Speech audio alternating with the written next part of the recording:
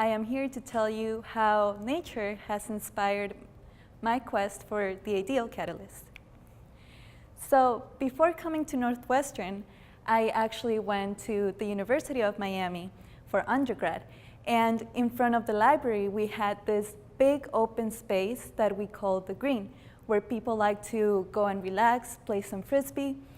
I actually went there a lot during my grad school applications. And while sitting there, I looked at the campus and I realized how much I had learned during those past 4 years. And that inspired all of the ideas and thoughts that I put down in my personal statement. And somehow that got me into Northwestern.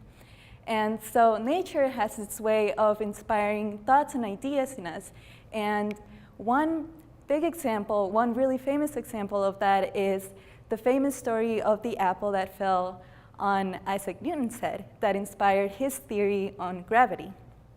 And nature not only inspires ideas in us, but has also inspired inventions. And two of my favorite examples are, for example, the shark skin swimsuits that swimmers wear, and that I'm sure helped in some way Michael Phelps win all of those Olympic medals. And also robots that can climb walls that were inspired by the way that geckos can stick to the surfaces of walls and ceilings.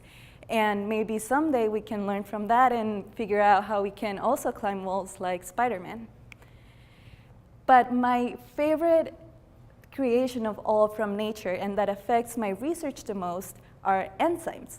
And enzymes are these amazing little machines in our cells that can convert the food that we eat into the energy that we use to stay alive. And they do this at rates that are fast enough and efficient enough that can sustain our lives. And so without them, we really would not be here. And because of this, because they do this so fast, we call them catalysts. Now, let me change the topic a little bit and tell you more about the motivation, another motivation for my research, and tell you a little more about catalysts.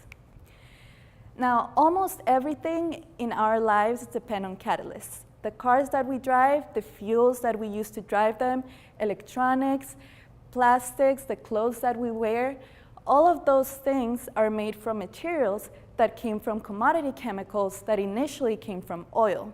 And the transformation from oil to these commodity chemicals doesn't happen spontaneously or magically. It is usually possible through the use of catalysts. Now, however, currently in industry, some of these processes take a lot of steps and may not be efficient enough. And so one resource that we haven't taken full advantage of is natural gas. And natural gas is composed of these three main hydrocarbons: methane, ethane, and propane. And one thing that all of these hydrocarbons have in common is that very strong carbon-hydrogen bond. If we could figure out how to break that carbon-hydrogen bond, we can then rearrange the carbon and hydrogen atoms and then make the commodity chemicals that are used to make all of the things that we see every day. Imagine that we had a nightstand and we wanted to turn it into a bookshelf. But there is this very difficult screw to remove. Obviously, we wouldn't use our bare hands to do it. It would take us a very long time and a lot of effort. So instead, what we do is we find a screwdriver. And with a screwdriver, with very little effort, we can remove the screw. Now, that's exactly what we need. We need a screwdriver that can help us break that very strong CH bond so that we can convert natural gas into all of those useful chemicals. And so it turns out that nature already knows how to do this. Bacteria in nature have this enzyme that can break that very strong CH bond in methane so that they can produce their energy. And so one thing that we know about this enzyme is that the site responsible for breaking that CH bond contains the metals iron and copper. So this is great. So now we know how we could possibly break this very strong CH bond using either iron or copper. But breaking this CH bond, it's a very important step in the process, but it's not the only piece of the puzzle. There are other bonds that we need to break and make, and other metals might be good at this. And so that is where the quest for the ideal catalyst begins. In my lab, we study materials called metal organic frameworks. And inside the pores of these materials, we can grow cluster catalysts by depositing one metal atom at a time. And so if we look at the periodic table, and if we look at the region of the metals that are usually studied for catalysis, let's say we wanted to deposit two metals. There are already over 400 catalysts that we can make. And imagine that we wanted to extend through the periodic table, or if we wanted to deposit 2 or 3 metals, that number becomes infinite. And so having to design and test each one of these catalysts would take a very long time. And so what we need is to figure out how we can screen for all of these catalysts in order to find the ideal one for natural gas conversion.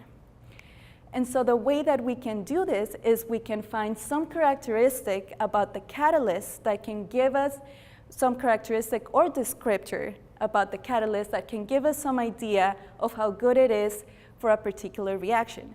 And for instance, one of these descriptors could be how good is it to break this very strong CH bond in natural gas.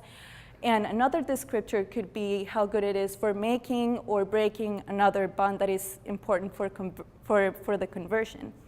And so using this information, we can then make visual plots that can very quickly tell us which catalysts are good for a reaction that is important for natural gas conversion.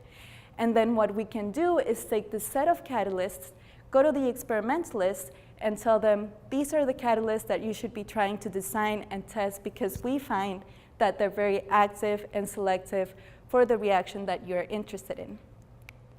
And so in conclusion, inspired by nature, we use chemistry and computers to try to guide experimentalists into the discovery of catalysts for natural gas conversion. Thank you.